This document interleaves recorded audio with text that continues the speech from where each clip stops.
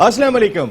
All out में Naseem Rajput metro one news के तमाम नाजरीन से मुखातिब है। पाकिस्तान स्पोर्ट्स पर आज एक और बम शेल गिरा दिया गया और वो बम शेल शायद पाकिस्तान में स्पोर्ट्स को खासा नुकसान पहुंचा सकता है। इससे पहले आपने देखा था कि डिपार्टमेंटल क्रिकेट बिल्कुल ख़त्म हो गई थी, लेकिन कहीं ना कहीं मुख्तलिफ डिपार्टमेंट्स अपनी क्रिकेट टीम को या अपनी हॉकी टीम को लेकर चल रहे थे। क्रिकेट चले नहीं भी हो रही थी, हॉकी हो रही थी, फुटबॉल हो रही थी, लेकिन आज एक इंटर प्रोविंशियल मिनिस्ट्री की जानिब से एलामिया जारी किया गया जिसमें वाज़े कर दिया गया कि अब जितने भी सरकार से मुल्हिक डिपार्टमेंट हैं वहाँ पर स्पोर्ट्स नहीं होगी, बल्कि ये डिपार्टमेंट्स अब तमाम के तमाम रीजनल स्पोर्ट्स को सपोर्ट करेंगे। इनमें वाबडा सर फहरिस्त है, पाकिस्तान इंटरनेशनल एयरलाइन दिखाई देती है, नेशनल बैंक को कहा गया, वहीं पर हायर एजुकेशन कमीशन का भी नाम इसमें शामिल है। माजी में आपने देखा होगा कि दाखिले मिला करते थे खिलाड़ियों को और उस वक्त हमारे स्पोर्ट्स का हाल क्या होता था। अब हायर एजुकेशन कमीशन में स्पोर्ट्स भी नहीं होगी, इसका बाज़ाब्ता तौर पे ऐलान कर दिया गया और तमाम इदारों से ये कहा गया है कि आप रीजन्स को सपोर्ट करें। रीजन से मुराद मेरे ख्याल है मुख्तलिफ फेडरेशन होंगी, सूबाई एसोसिएशन होंगी, लेकिन अगर हम तमाम फेडरेशन और सूबाई एसोसिएशन को या मुख्तलिफ खेलों की फेडरेशन को देख लेते हैं, या तो सियासी लोग तकर्रुर हुए हुए या फिर कोई ब्यूरोक्रेट लगे हुए, तमाम के तमाम वो लोग लगे हुए, बेशतर उन लोगों को आप देखेंगे जिनका उस खेल से ताल्लुक ही नहीं है और वो फेडरेशन के सरबराह बने हुए। सियासी तौर पर फुटबॉल हमारे मुल्क में बैन हुई हुई है। ऐसे वक्त में जो सूरत हाल है अल्लाह ही हाफिज है, लेकिन जो डिसीजन ज़ाहिर है हमारी हुकूमत ने लिया है तो कुछ सोच समझ के ही लिया होगा। उसके आज नहीं तो देर पा नताइज आने वाले वक्त में सामने आएंगे, लेकिन अब तक ऐसा देखने में आया नहीं है। अगर क्रिकेट खेल की मिसाल ले लें, पैसे मिल रहे हैं, इसमें कोई शुबा नहीं है, लेकिन तमाम जितने प्लेयर्स को मिला करते थे, कभी 1000 प्लेयर्स को मिलते थे, आज उनकी तादाद 200 के अंदर सुकड़ कर आ गई है। ठीक है, जिस खिलाड़ी को 64,000 रुपए मिलते थे आज वो 1.5 लाख रुपए ले रहा है। रमीज राजा साहब ने आने के बाद 1 लाख रुपए का इजाफा कर दिया, तो अब जो 65,000 ले रहा था वो 1,65,000 ले रहा है। उसकी तनख्वाह जरूर बढ़ गई, लेकिन एक आने वाला बच्चा जिसको कहीं नौकरी भी दिखाई नहीं दे रही होगी कोई स्पोर्ट्स के मैदान में, वो किस तरह सोच रहा होगा, वो किस तरह पेनिट्रेट करेगा पाकिस्तान के स्पोर्ट्स में, ये सवाल शायद आईपीसी मिनिस्ट्री या हमारी वफाकी हुकूमत ही दे सकती है कि जिनका ये फैसला है। बहरहाल तमाम लोगों को आगाह कर दिया गया, इस पर भी हम बात करेंगे। इसके साथ साथ आज भी जो फैसला न्यूजीलैंड और इंग्लैंड क्रिकेट बोर्ड ने किया उसकी गूंज ना सिर्फ पाकिस्तान में तो खैर सभी लोग अफसरदा हैं, लेकिन सारी दुनिया में सुनाई दे रही है। ये वो फैसला स्क्रीन पर भी आपको दिखाई दे रहा है जो लिया गया आज इंटर प्रोविंशियल मिनिस्ट्री ने और उनके एक असिस्टेंट सेक्रेटरी के दस्तखत से ये फैसला जारी हुआ था, जिसमें इन तमाम लोगों को शामिल किया गया, जिसमें हायर एजुकेशन कमीशन भी शामिल है। मैं वापस आता हूँ न्यूजीलैंड और इंग्लैंड। पाकिस्तान में तो दर्द है, लेकिन इसकी गूंज सारी दुनिया में सुनाई दे रही है, क्योंकि इंग्लैंड के प्लेयर्स को भी नहीं पता था जब इंग्लिश क्रिकेट बोर्ड ने ये डिसीजन लिया था कि पाकिस्तान टीम नहीं जाएगी। वो बहुत हैरान थे, बहुत सारे प्लेयर्स हैरान थे, क्योंकि सारे आईपीएल खेलने के लिए नहीं गए।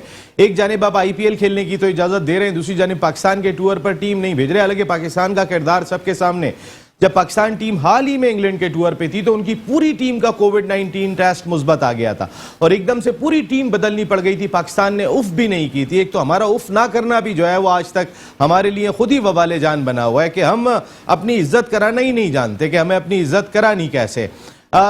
आवाज़ तो उठ रही है मीडिया की भी जानिब से, फॉर्मर क्रिकेटर्स की भी जानिब से, और बहुत सारे लोग ये बात कह रहे हैं कि ऑस्ट्रेलियन टीम, इवन के उस्मान ख्वाजा ऑस्ट्रेलियन प्लेयर ने कहा कि ऑस्ट्रेलियन टीम पहुंचे और पाकिस्तान का दौरा करें, वहां की सूरत हाल बेहतर है। अभी उस्मान ख्वाजा इस्लामाबाद यूनाइटेड की जानिब से पाकिस्तान सुपर लीग खेल कर गए। पाकिस्तान सुपर लीग के हवाले से भी 2 दिन पहले एक इंपॉर्टेंट इजलास हुआ और 27 तारीख को कई इंपॉर्टेंट फैसले होने जा रहे हैं और पाकिस्तान क्रिकेट बोर्ड और फ्रेंचाइजर्स ने कि ये कोशिश होगी कि जो माजी में ड्राफ्ट होता था, ड्राफ्ट नहीं होगा बल्कि नीलामी के तौर पे खिलाड़ियों को लिया जाएगा। अगर बेन स्टोक्स इस दुनिया के बड़े प्लेयर हैं और दीगर प्लेयर बने तो उनकी नीलामी होगी और जो फ्रेंचाइज भी उठाने में कामयाब हो जाए, ताकि पाकिस्तान सुपर लीग में ज़्यादा बड़े नाम जिस तरह आईपीएल में पार्टिसिपेट करते हैं वो पाकिस्तान में भी करते हुए दिखाई दें। नेशनल T20 कप जारी है। रावलपिंडी में अफसोसनाक बात ये कि जिन प्लेयर्स के नाम वर्ल्ड T20 11 में शामिल हैं उनसे परफॉर्म नहीं हो रहा। मैं मिडिल ऑर्डर बैटिंग की बात कर लेता हूं तो तमाम के तमाम प्लेयर्स ही स्ट्रगल करते हुए दिखाई दे रहे हैं। रिजवान की फॉर्म अच्छी है, बाबर आजम ने दोनों मैचों में रन स्कोर किए, लेकिन बाकी जो हम पीछे देख रहे हैं, हफीज़ अब तक खेले ही नहीं। वो फूड पॉइजनिंग की वजह से अब तक कोई एक मैच भी नहीं खेले सेंट्रल की जानिब से। खैर, ये तमाम इश्यूज़ हैं जिन पर हम बात करेंगे। हमारे साथ गुफ्तगू के लिए स्टूडियो में मौजूद हैं पाकिस्तान के farmer first class cricketer. Knock कर रहे थे एक वक्त में पाकिस्तान क्रिकेट टीम के दरवाजे पर। अनफॉर्चुनेटली किस्मत साथ ना हो तो फिर कुछ भी नहीं हो सकता। मैच रेफरी के भी फ़राइज़ अंजाम देते हैं पाकिस्तान क्रिकेट बोर्ड के लिए। अली मूसा साहब शो का हिस्सा है, जबकि लाहौर से हमें ज्वाइन करेंगे पाकिस्तान क्रिकेट का नहीं बल्कि पाकिस्तान का बड़ा नाम, सीनियर ब्यूरोक्रेट एडमिनिस्ट्रेटर, इसके साथ साथ पाकिस्तान क्रिकेट बोर्ड के फॉर्मर चेयरमैन खालिद महमूद साहब। Thank you very much Khalid Mahmood साहब। अस्सलाम वालेकुम।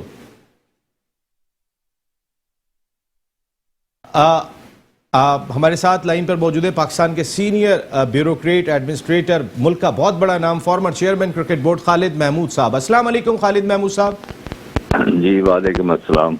जी खालिद साहब, थैंक यू वेरी मच, आप ऑल आउट का हिस्सा बने। सर, ऑल आउट जाने की कोशिशें तो बहुत हो रही हैं पाकिस्तान स्पोर्ट्स को उठाने के लिए, लेकिन आज ही इंटर प्रोविंशियल मिनिस्ट्री का फैसला सामने आया जिसमें जितने भी सरकारी डिपार्टमेंट है, वापडा, Pakistan International Airline, Higher education Commission, इन तमाम से स्पोर्ट्स अब ख़त्म करने का फैसला किया गया और इनको हिदायत की जाएगी कि आप रीजनल स्पोर्ट्स को सपोर्ट करें। सर, मैं आपका रद्द अमल चाहूँगा प्लीज़। बहुत अजीब व गरीब ये फैसला है। देखिए, जो कौमी हमारे अदारे हैं उन्होंने ये तो किया हुआ है कि टीम कोई बना दिया है, या चले 2 टीमें बना दी हैं, 2 बड़े मरकज अगर हैं उनके पास तो उन्होंने वहाँ 2 टीमें। रीजनल का तो मतलब है कि आपकी हर सूबे में हो टीम और हर इलाकाई सतह पे आपकी टीम हो, तो वो तो फिर ना करने वाली बातें हैं। इसका मतलब ये है कि जो भी वो कोई पैसे इस मकसद के लिए रखते थे और कोई 2 टीम वगैरह बनाते थे, अगर फंड उन्होंने रीजन्स को देने हैं फिर तो उनकी कौमी सतह की टीमें भी खत्म हो जाएंगी, सूबाई सतह की भी अगर कोई टीम है वो भी खत्म हो जाएगी। तो इसका मतलब है कि जितनी थोड़ी बहुत क्रिकेट पहले अदारों की मदद से, और क्रिकेट छोड़ के बाकी स्पोर्ट्स की भी बात कर रहा हूँ, वो होती थी, वो तमाम की तमाम खत्म हो जाएगी। तो ये बड़ी अजीब व गरीब बात है। आप देखिए, जो हमारे 2 हमारे एथलीट थे जेवलिन थ्रो वगैरह जिन्होंने अच्छा कारकर्दगी की है ओलंपिक्स में, वो भी किसी अदारे के लिए काम करते हैं, गालबन वापडा के लिए काम करते हैं। तो अगर उसकी फंडिंग भी खत्म करनी है तो बजाय इसके कि हम इन खिलाड़ियों की हौसला अफजाई करें, जो बची खुची सपोर्ट उनके लिए थी वो भी हम खत्म करवा रहे हैं। तो मुझे तो इस फैसले की कतन कोई समझ नहीं आई, ना इसकी कोई तुकबंदी है। खालिद महमूद साहब, क्रिकेट में तो ये फैसला आज से 3 साल पहले ले लिया गया था, तकरीबन 2.5-3 साल पहले। उसके अब तक आपने कैसे नताइज देखे? उसके नताइज खासे खराब आए हैं, बल्कि तबाहकुन नताइज है, क्योंकि वजह यह है कि जब इन अदारों को इस चीज़ के लिए दावत दी गई थी, और ख़ासतौर पे क्रिकेट की तरफ से ये मामला शुरू हुआ है, अल्लाह मग़फ़िरत करे, उस ज़माने के जो चेयरमैन थे पाकिस्तान क्रिकेट बोर्ड के, उनका नाम था अब्दुल हफीज़ काटलाक, बहुत बड़ा नाम था। और मेरे लिए बड़ी फख्र की बात है, मैं बड़ी खुशी से बताता हूँ कि मुझे उनके साथ बतौर सेक्रेटरी बनने का काम करने का मौका मिला था। ये 75-76 की बात है, यानी मतलब 70 की दिहाई की।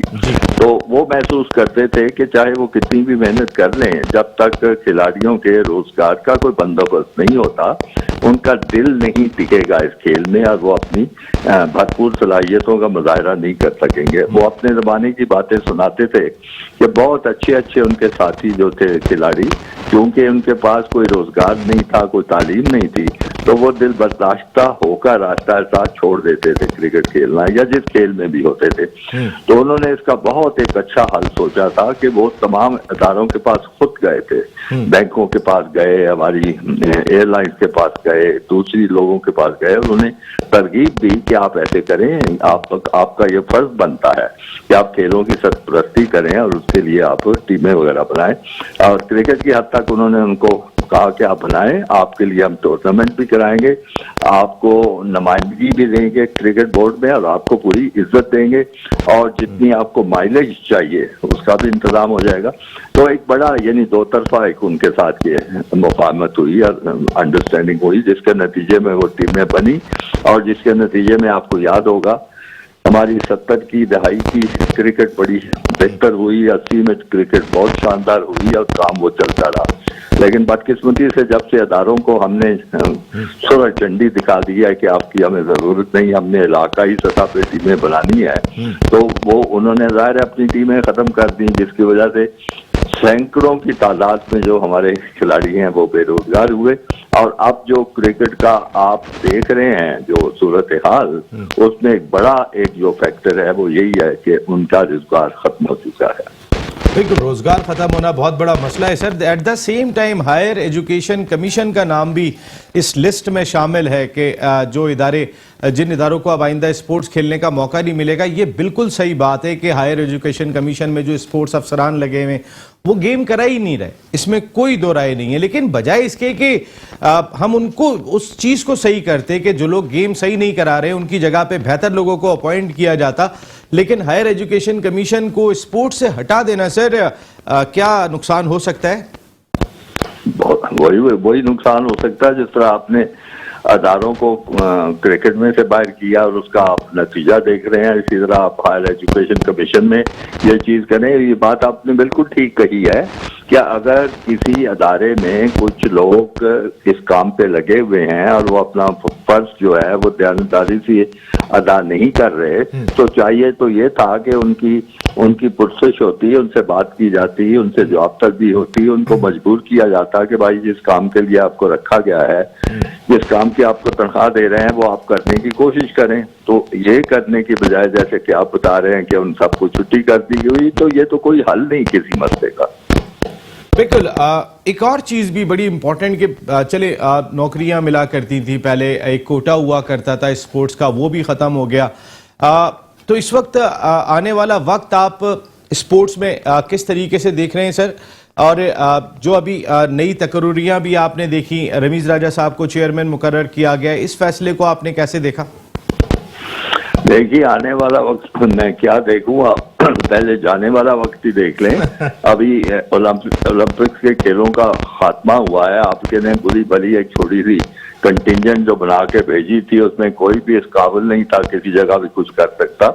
एक दो खिलाड़ियों ने, अल्लाह उनका भला करे, अपने जोर से अपनी मेहनत करके कुछ ना कुछ वो एक कोई 5वीं पोजीशन पे पहुंचा, किसी ने कुछ और किया। तो वो हालात आप देखें, 22 करोड़ से ज्यादा आबादी का मुल्क हो और उसकी ये हालत हो कि कोई मेडल तो दरकिनार कोई किसी तरह की कारकर्दगी भी ना खिलाड़ी दिखा सके। वाइल्ड एंट्री करके कुछ लोग हमने भेजे थे। तो इससे ज्यादा मेरे ख्याल में पाकिस्तान पे में खेलों पे इससे बुरा वक्त कभी नहीं मैंने देखा जो कुछ इस वक्त हो रहा है। तो ये तो मौजूदा हालत है।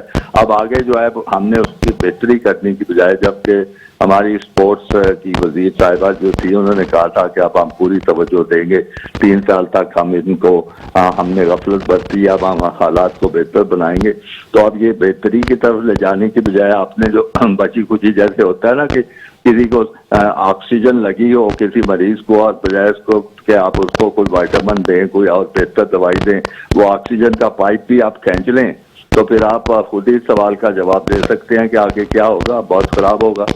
बाकी आप बात कर रहे हैं रमीज राजा साहब की, जो नए चेयरमैन बनाए गए हैं पाकिस्तान क्रिकेट बोर्ड के, उनको आते ही एक बहुत बड़े बहरान का सामना करना पड़ा है। बड़ी गैर मामूली सूरत हाल है, आज तक क्रिकेट में ऐसा हुआ नहीं। कोई टीम आए बड़ी तसल्ली करके और सारे इंतजाम देखने के बाद आए, 4-5-6 दिन रहे भी, होटल में भी रहे, आके ग्राउंड में भी आए, प्रैक्टिस भी करे, सब कुछ करे, और एंड मैच वाले दिन वो बताया कि जी हमें तो अलर्ट एक मिल गया है, अपने मुल्क से बताया गया है कि हम वापस जा रहे हैं। और उनसे पूछा जाए कि अलर्ट की तफसील बताए कि नहीं जी, ना पब्लिकली हम आपसे शेयर कर सकते हैं ना प्राइवेटली शेयर करते हैं। तो साफ जाहिर है कि उनके पास कुछ है ही नहीं करने को, कोई ना कोई मंसूबा था, कोई ना कोई पाकिस्तान को नुकसान पहुंचाने का उनका इरादा था, किसी और मुल्क की उसमें शिरकत होगी, जो कुछ भी है। लेकिन बहरहाल जो वो कह रहे हैं वैसा नहीं है।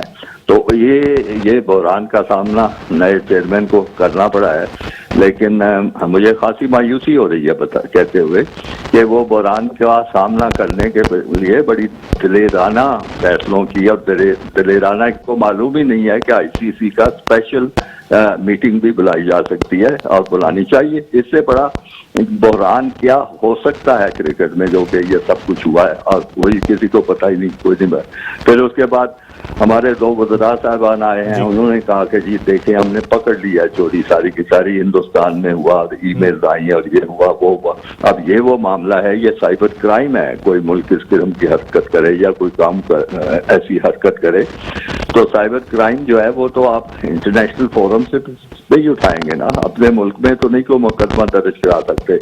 और इस वक्त बड़ा अच्छा मौका था, न्यूयॉर्क में अक़वाम मुत्तहिदा का इजलास हो रहा है, हमारे नुमाइंदे भी वहाँ मौजूद हैं, तकरीरें हो रही हैं, मोदी साहब भी गए हुए हैं। तो वहाँ पे किसी बहाने से ये सारा मामला सामने लाना चाहिए था, चाहे वज़ीर आज़म की तकरीर में आता, चाहे कोई दूसरा नुमाइंदा इसको इस इशू को वहाँ चालता कि देखिए दुनिया में अमन क्या हो सकता है जबकि इस तरह की हरकतें हो रही हैं। वो वहाँ भी कुछ सुनने में नहीं आया। फिर खुशकिस्मती थी कि बरतानिया में एक रद्द अमल आया, वहाँ के अच्छे अच्छे खिलाड़ी जो थे उन्होंने कहा कि ये तमाशा आप क्या कर रहे हैं कि आप बैठे बिठाए आपने टूर कैंसिल कर दिया। फिर उनके वज़ीर आज़म ने भी सब बयान दिया कि बड़ी मायूसकुन हरकत की है हमारे क्रिकेट बोर्ड ने ये टूर कर। अब उसको हमने क्या एक्सप्लॉइट किया है, हमारे जो चीफ एग्जेक्टिव हैं क्रिकेट बोर्ड के, वो उसको जब लाया गया था पैराशूट पहन के वो उतरे थे एकदम क्रिकेट बोर्ड में कि जी उनके इंग्लिस्तान में बहुत ज्यादा वसी किस्म के ताल्लुकात हैं और उसकी वजह से हमारा इंग्लिश बोर्ड से मामला बड़े अच्छे हो जाएंगे। ओ भाई, उनको इस्तेमाल करने का और कौन सा बेहतर वक्त हो सकता था, वो अपनी कारकर्दगी का कुछ तो कुछ मुजाहरा करते। तो लिहाजा ये सारी बड़ी अफसोसनाक चीजें हैं मेरा ख्याल है। खालिद महमूद साहब, एक और चीज भी आपसे जानना चाहेंगे, बोरिस जॉनसन से पूछे बगैर क्या इंग्लैंड क्रिकेट बोर्ड ये फैसला कर सकता है? क्योंकि इंग्लिश प्लेयर्स तो नाराज हैं, सुनने में आया है कि क्रिकेट बोर्ड ने उनसे मशवरा नहीं किया, शायद ये जरूरी नहीं समझा हो, लेकिन क्या बोरिस जॉनसन से पूछे बगैर हो सकता है? यही कुछ अंदरूनी ड्रामाबाजी लग रही है। लेकिन eight the same time foreign कई सारे international players, international media, even England का मीडिया और न्यूजीलैंड का मीडिया, वो भी जो है वो लान तान कर रहे हैं दोनों ममालिक को कि जिन्होंने क्रिकेट को बहुत ज्यादा नुकसान पहुंचाया है पाकिस्तान ना आकर या आके जाके। जी वो पहली बात आपकी का जवाब ये है कि देखिए, वो आपको हर चीज को अपने मुल्क के मामला पे ना समझिए। उनकी जो स्पोर्ट्स बॉडीज हैं वो काफी आजाद खुद मुख्तार होती हैं, बल्कि उनके दूसरे अदारे भी काफी आजाद हैं। तो वजीर आजम से पूछना कोई किसी किस्म का उसमें कोई शर्त नहीं होती और वो ये फैसले खुद कर सकते हैं। बल्कि पाकिस्तान क्रिकेट बोर्ड भी खासा आजाद हुआ करता था किसी जमाने में, कम से कम मेरे जमाने तक तो यही सूरत हाल थी। बात में पता नहीं कुछ तब्दीलियां आ चुकी हों। तो ये क्रिकेट को तो क्रिकेट ही रखना चाहिए ना, उसमें सियासत तो मुलव्वस नहीं हो सकती, अगरचे हर जगह हो रही है, मैं इसको तस्लीम करता हूँ। इंडिया में हर चीज जो है हुकूमत की इजाजत से होती है, उनके अमल दखल से होता है, और वो गलत बात है, नहीं होना चाहिए। ये तो मामला पाकिस्तान को भी उठाना चाहिए कि जी ये क्यों हो रहा है। लेकिन बहरहाल इंग्लिश क्रिकेट बोर्ड जो है, मेरा ख्याल में उन पर ऐसी कोई पाबंदी नहीं है।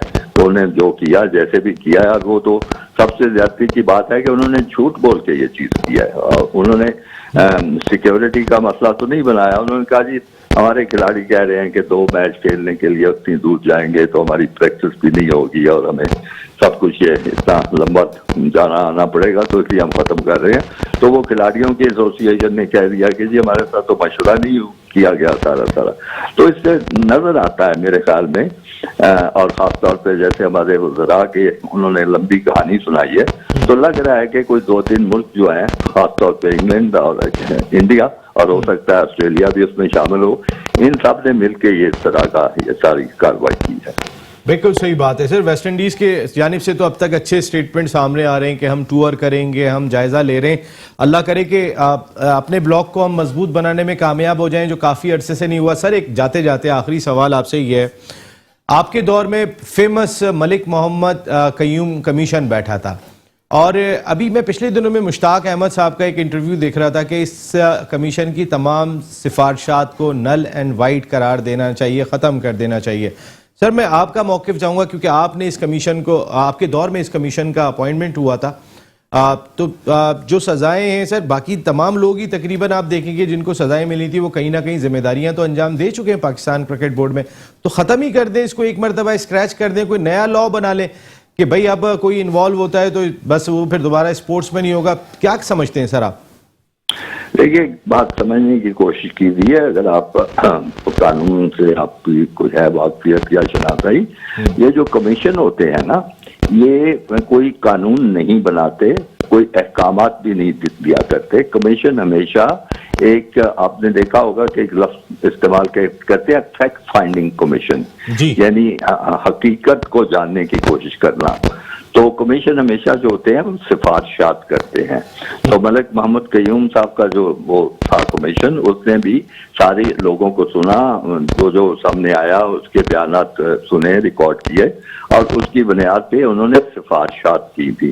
वो सिफारिशात मेरे होते हुए तो आई नहीं थी, जब मैं फारिग हो गया अपने ओहदे से, तो उसके बाद वो सिफारिशात आई थी। गालिबन उस वक्त जनरल तौकीर रियाज जो थे, चेयरमैन थे पाकिस्तान क्रिकेट बोर्ड के, तो उस वक्त वहां पे दो टोक फैसला क्रिकेट बोर्ड को करना था कि हम इन सिफारिशात को कबूल करते हैं या हमें इन सिफारिशात को कबूल करने में या उनसे अमल दरामद में कोई दुश्वारी है।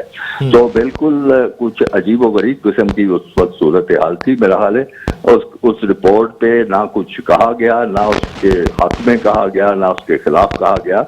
आम मीडिया में उस पर बड़ी बहसें होती रही, बड़ी उस पर ले दे होती रही, बड़ी उस पर मुबाहिसे होते रहे, और ख़ास तौर पे ये बात होती थी कि अगर कमीशन की सिफारिशात पे अमल नहीं होना था तो फिर कमीशन की ज़रूरत क्या थी। ये बड़ा जायज़ सवाल था, उठाया गया, लेकिन कुछ भी नहीं हुआ। और उसमें तमाम क्रिकेट बोर्ड मुलव्वस हैं, मुख्तलिफ जो दौर आए, मुख्तलिफ जो ओहदेदार आए, किसी ने कुछ दो टोक बात ही नहीं की।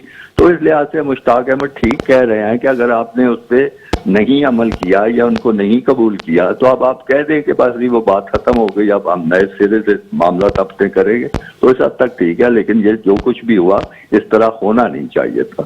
Thank you very much. Former chairman Pakistan cricket board Khalid Mahmood साहब, आप ऑल आउट का हिस्सा बने और आपकी गुफ्तगू में हमेशा ऑल आउट जाने का अंसर बड़ा नुमाया रहता है। वैसे आप ऑल आउट जाएंगे आज जो ये वाकया हो गया डिपार्टमेंट्स के हवाले से? नसीम भाई, जैसा खालिद महमूद साहब ने फरमाया, वो तो बहुत गहरी नज़र रखते हैं सारे स्पोर्ट्स पे और चेयरमैन भी रहे हैं पीसीबी के। अब नसीम भाई देखें, हमें रियलिस्टिक होना चाहिए और होना पड़ेगा। आप कह रहे हैं खेल बंद कर दिए, मैं कोई वकालत नहीं करूंगा, ये बंद नहीं, अब ये वकालत वाला लफ्ज आ गया। मुझे जरा आपसे डिटेल में बात करनी है इस पर। मैं जरा एक ब्रेक ले लूं क्योंकि ये सवाल आपसे अब डिटेल में लूंगा। बिल्कुल। एक छोटा सा ब्रेक ले रहे हैं ऑल आउट में, और जब ब्रेक से वापस आएंगे तो फिर शो की जान farmer first class cricketer Sajid Khan साहब भी हमारे साथ होंगे।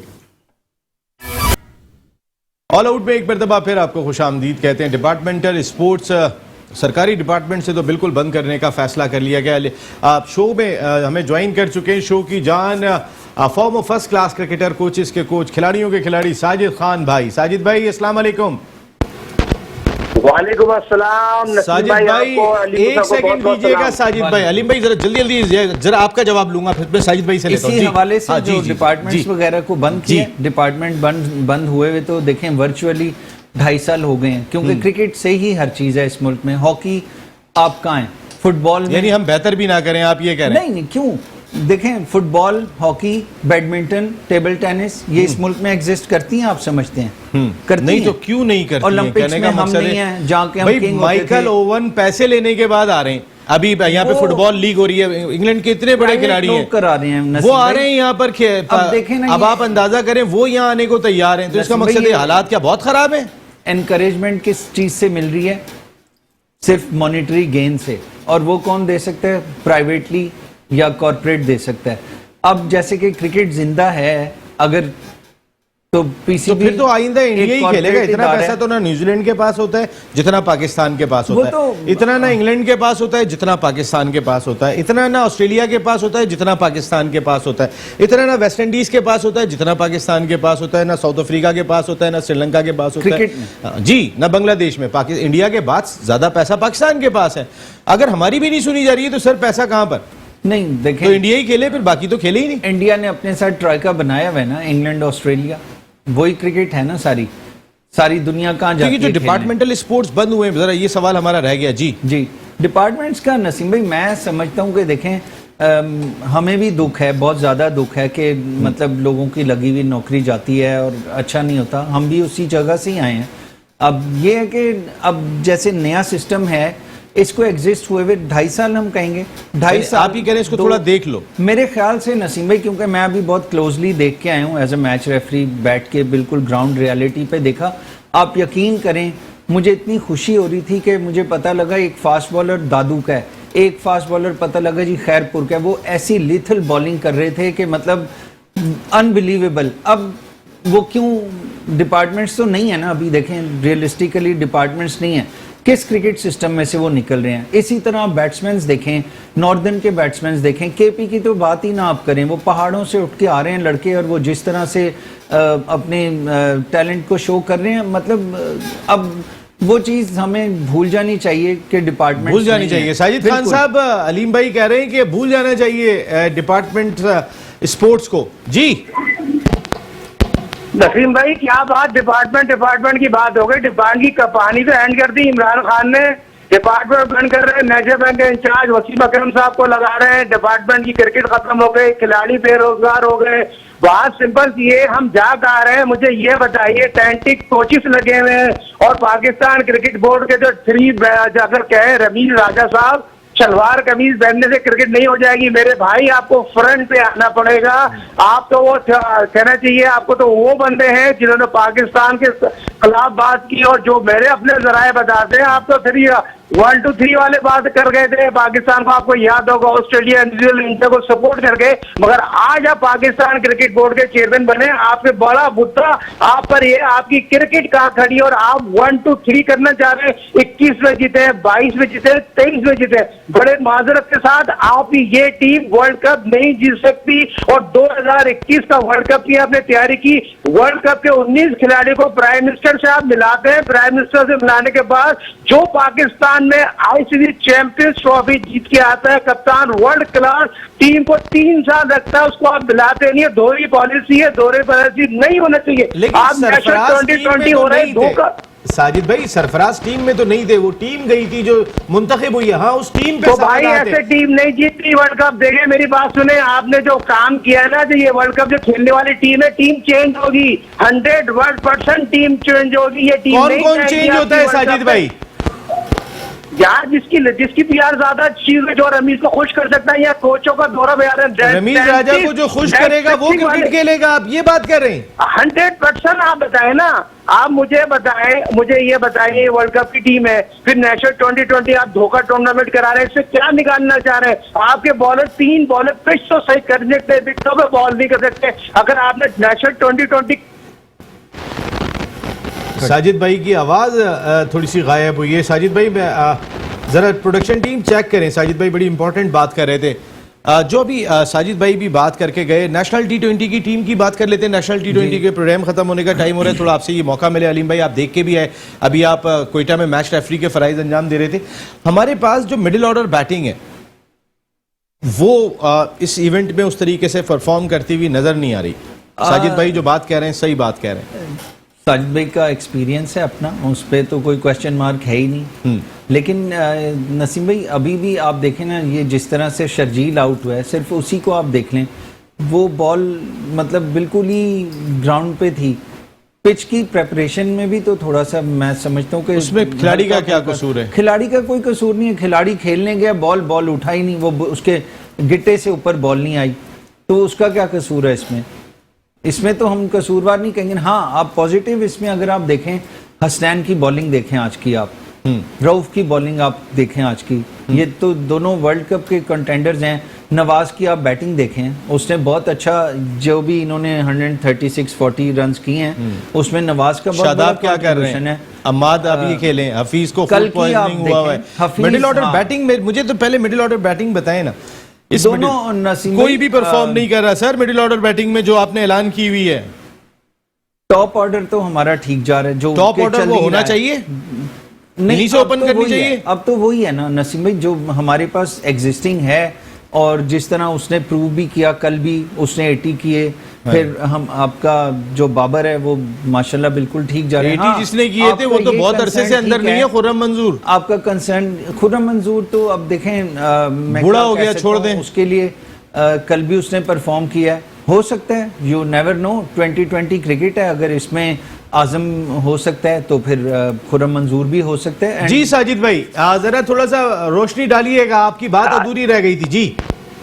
देखिए नसीम भाई, रोशनी क्या डालें आप, मुझे नेशनल 2020 के 8वें वर्ल्ड कप की टीम को सिलेक्ट कर रहे हैं। फकर तो डंके की चोट पे आएगा और टीम चेंज होगी, और टीम आप देखिए, आजम खान विकेट कीपिंग कर रहे हैं। हमने पहले भी कहा था आजम खान पावर हिटर है, एज ए विकेट कीपर उसमें प्रेशर डाल दिया, आजकल वो शो हो गया। देखिए world class wicket keeper Sarfaraz आपके सामने मौजूद है, और आप मिडिल ऑर्डर का जिक्र करते हैं। खुदा का खौफ करें, खुदा का खौफ करें, क्रिकेटरों के कैरियर के साथ न खेलें। पाकिस्तान और क्रिकेट को सियासत से अलग कर दें। ये लोग सियासत करने आए, पाकिस्तान की क्रिकेट को डैमेज करने हैं। अगर इस तरह करेंगे तो पाकिस्तान क्रिकेट टीम कहीं भी नजर नहीं आएगी। उन्होंने तो पाकिस्तान को वर्ल्ड कप में ये भी डिसाइड कर लिया, पाकिस्तान को किस मैच में किस पिच पे वर्ल्ड कप का खिलाएंगे। ये तो ये चीज भी नसीम भाई बताना जरूरी है।